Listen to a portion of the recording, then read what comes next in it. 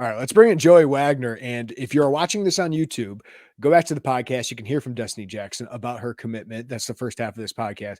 But I want to talk with Joey and break down what is a huge day for Shauna Green's program, Joey. Like, I keep thinking to myself, 2 years ago, if you would have told me Illinois lands back-to-back 5 stars and is in the mix for more in women's basketball, I would have told you you're nuts. Like, as good as I thought Shauna Green was as a hire, this is a pretty crazy world we're living in with Illinois women's basketball.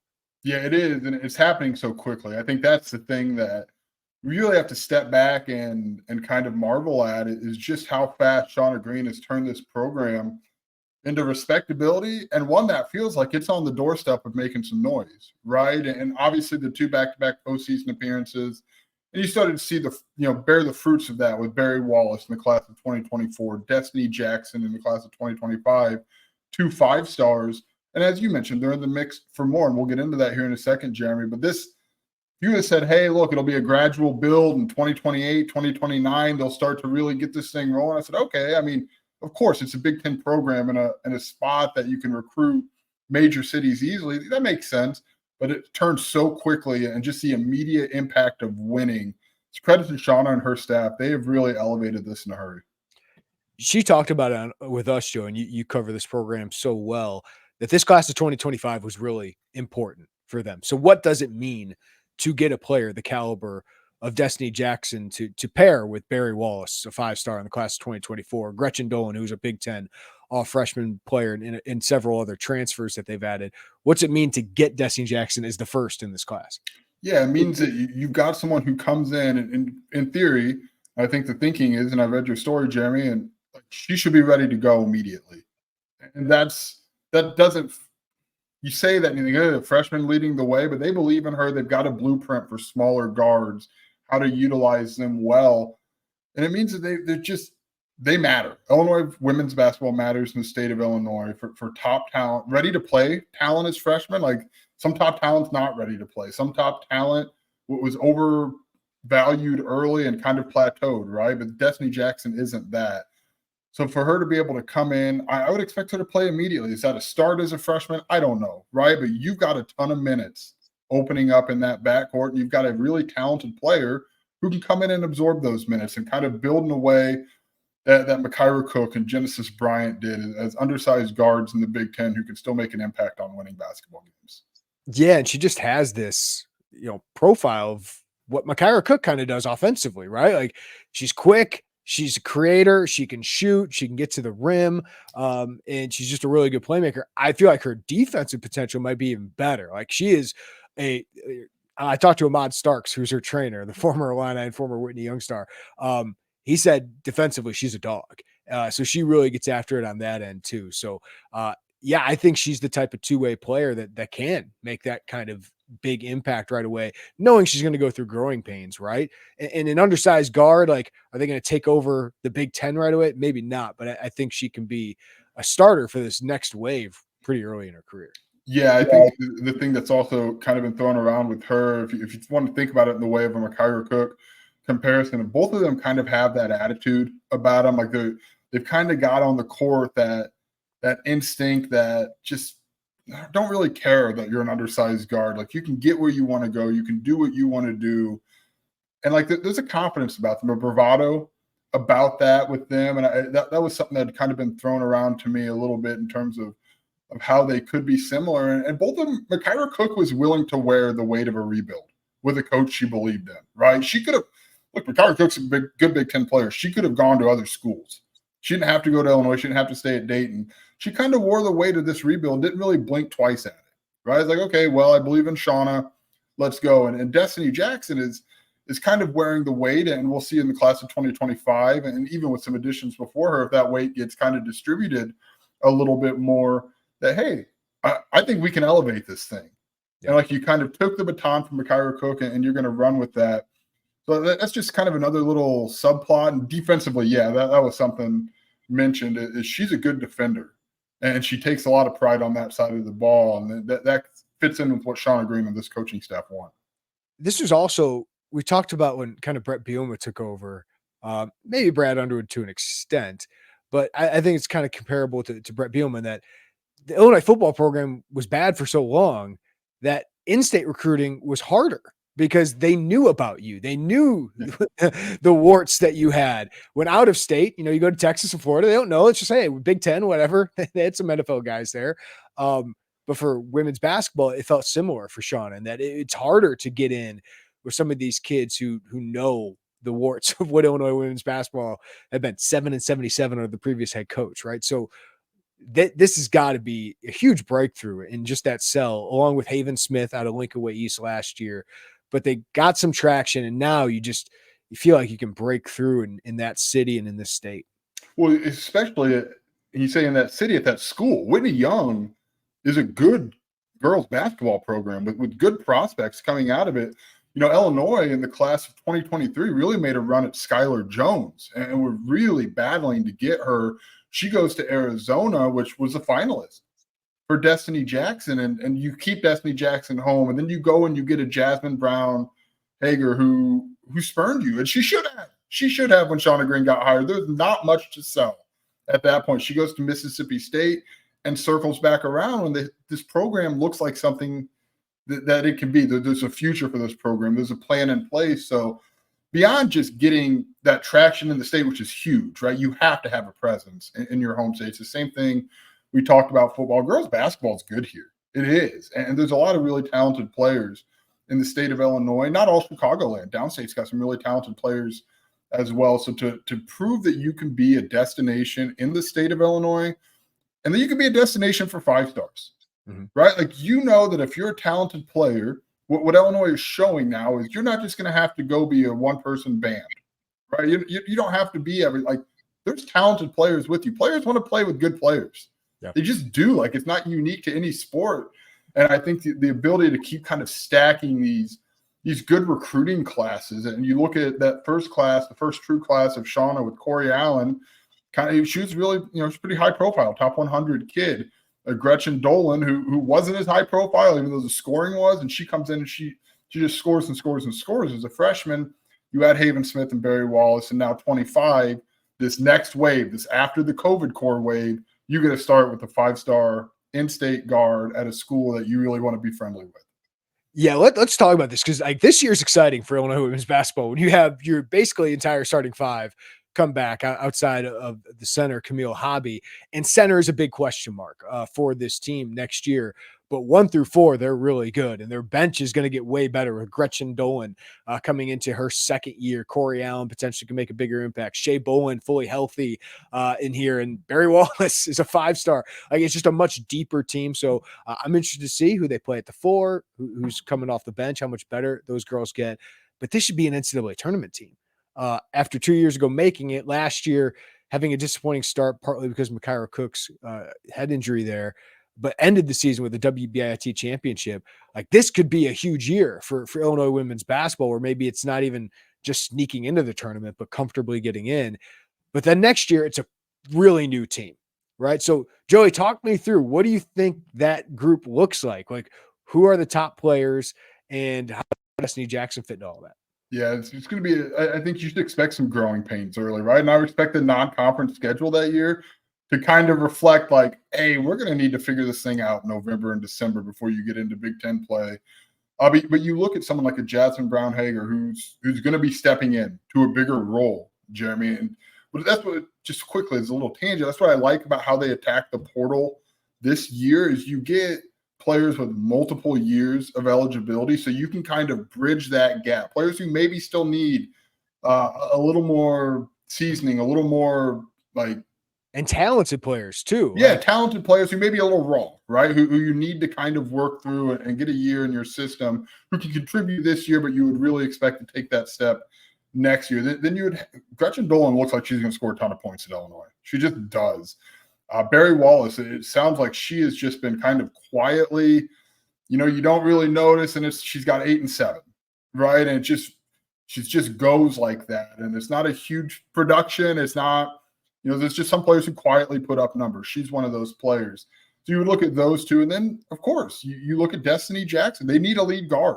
Corey Allen could be in that situation, but Destiny Jackson clearly sees an opportunity to come to Illinois and place it. Is that starting? Is that I don't know, but I mean, there's an opportunity for her to get very significant minutes here. Then will Haven Smith be ready in the post? That'd be another year in the system, another year with the strength and conditioning staff, understanding what's expected of her.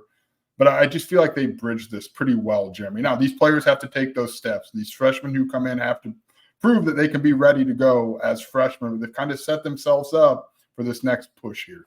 Yeah, this COVID year is big for Shauna Green because it allows them this bridge. But think about it. Barry Wallace can kind of be, maybe she's a starter, maybe she's sixth player off the bench, like maybe she's the seventh player, but she didn't have to be the pressure of the world on her right away, but she's going to play a role. Jasmine Brown Hager kind of gets to learn behind the two, Bryant and Makara Cook for a year, and then potentially takes a big role her second year. We'll see with Letty Vasconcelos, Baylor transfer, but Gretchen Doling gets another year, gets to grow her role, and then she probably becomes a go-to player offensively.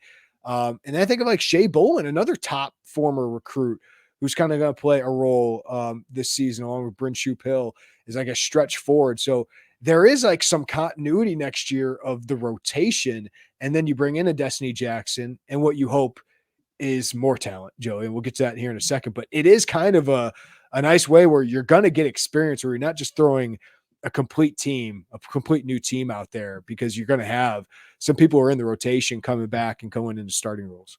Yes, what I like most about what they did. And freshmen are exciting, right? Every sport is like, hey, is that freshman going to play? Like, some of them work out really, really well, and some of them take more time. So putting all of your eggs in the basket of freshmen, it's scary, especially when you're a program like Illinois that you need to keep pushing forward. Or if you're going to have a, it's air quote like rebuild year where you've turned over a COVID core, you want to still push to be in that postseason. So yeah, man, I'm with you. I just think that they planned this out very well long term, and it helps that the COVID core wanted to take this year. The Kendall Bostic, Genesis Bryant, Makira Cook wanted to do one more year in college. The one position I'm concerned about is center. Yep. There's so many bigs, so they got to prove themselves at that. Which position. I think is also pretty like common across the board, right? There are not enough high level thinners. It's like defensive linemen when you're talking Power 4 football recruiting. There's not enough high level centers to meet the demand that the college coaches have.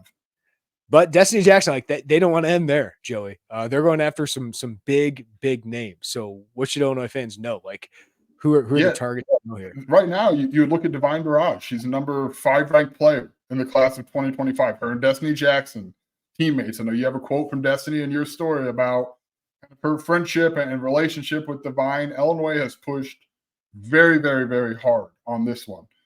The issue, as you would expect with the top 10 players, so is LSU, so is South Carolina. Those are big programs. There's big names involved in this recruitment, but man, like this isn't even orange and blue tinted here, right? Glasses. Illinois has done a really, really good job. And I think that there's appeal with her to kind of have that legacy at Illinois and not be the next at X school, be the first at Illinois, along with a close friend in Destiny Jackson. So they've pushed really hard for her. Bryn Martin, a 4-star guard from Ohio. I think Washington and Ohio State are really, really big threats there for Illinois. Kaylin Carroll, another 5-star, number 29 ranked player in the class. I believe she's scheduled to visit this fall. So they're still in on high-level players, and I think they would like to. A lot of 5 stars. A lot of 5 stars. I think they've shown they'll use the transfer portal, right? So that's not some new information, but I think generally speaking, they would like to use that as a supplement, not a primary way to acquire talent and kind of fill some needs like you saw with the Camille Hobby last year. So I would imagine there's still going to be 3 or 4 more players in this class of 2025 that Illinois wants to take. And you're talking about top 100 players, right? Top 5-star talents in the country. And that's not really a place that we've seen Illinois women's basketball exist recently, Jeremy. So it's such an uptick in recruiting talent for Shauna Green and her coaching staff. I'm wondering the impact of something like this, and if they were able to get somebody like Divine Barrage, what's the impact on attendance? Because this is a sport that is, Caitlin Clark and Angel Reese, and just finally maybe the sport getting more of the focal point because it's a really good sport. I'm wondering what the impact of that is at Illinois, because Josh Whitman's invested a lot of money in it. It's not a program that makes money, and a lot of women's basketball programs don't make money because they're expensive. But like we see the power of what Iowa can have. And, I know Destiny talks about Caitlin Clark and kind of building something of her own, like Caitlin. Like Caitlin's just a different figure. But it'd be nice to get that building with 6,000, 7,000, 8,000 people, Joey, to where that becomes an event every night. And I think recruiting wins like this spur that interest. An in-state kid, similar to Io DeSumo, and people around her did not shy away from, like, Iowa's a hometown hero. We think she's got the potential to do something like that. I wonder what the response from the Illini fans would be. Yeah, I think you've seen rather over the course of the last 2 years when the wins have come, when this program has turned into something that what was more than getting pummeled by 30 points in the Big Ten each night, people have responded by showing up to these games and responded with interest. So, I can't remember which game it was that NCAA tournament year. There was like what it was a year ago and then what it was now. And I mean, it was literally thousands of people difference. And I do think there's a hunger. We talked about it with football yesterday, right, Jim? Like there's a hunger to jump on base, but come on, like until Shauna Green got there, what was your appeal to going to these games? It was bad. Like, it wasn't just a loss, it was bad basketball. Well, you're talking about, should they play games in Huff Ha, right? Like everyone was bringing that up. And I think that'd be a great atmosphere. Like you can't recruit to that. Like you just, you can't recruit to that. And you have this great building. You're not going to maybe fill it up to the brim, but you can fill that lower bowl. And that is a great atmosphere. And Joe, you've seen it. Like that can be a fun atmosphere with what has been a fun team. Like Shauna's teams they're fun to watch. Like this style of play, getting up and down, shooting threes. Like when they're on, they're really fun to watch. They are. And you know who notices that? Recruits like Destiny Jackson, who want to go play in a place where they can push the tempo, where they can score a lot of points, where they can facilitate offenses that score a lot of points. That is appealing to high school recruits. It is. And I'm glad she mentioned it to you because that's a big deal to go there and orchestrate offenses that run and get after it. And fans like watching that too, right? I mean, no one's really trying to sign up for low score games. Like they want to see this thing go, and Illinois is acquiring the talent to do that. All right, Joey, any final thoughts on what is a big day for Shauna Green's program? It's just, I don't want to echo exactly, but it's a huge day. It really is to go into Chicago, to keep Destiny Jackson home. And I think, and I know you mentioned it, and we mentioned it in all the pieces we've had today. This didn't start in January. This didn't start last summer. Shauna Green and her coaching staff, Calamity McIntyre, have been on this recruitment from effectively the day they were hired. They had gotten in there and they had built those relationships. And when we had asked Shauna broadly about recruiting, she had told us, like, you've got to just trust the relationships you've built. You've got to know that you've laid that foundation that even if other schools come in, that you were there, that they trust you. And Destiny Jackson mentioned she saw Shauna Green or Illinois coaches at her games, whether it was AAU, whether it was high school.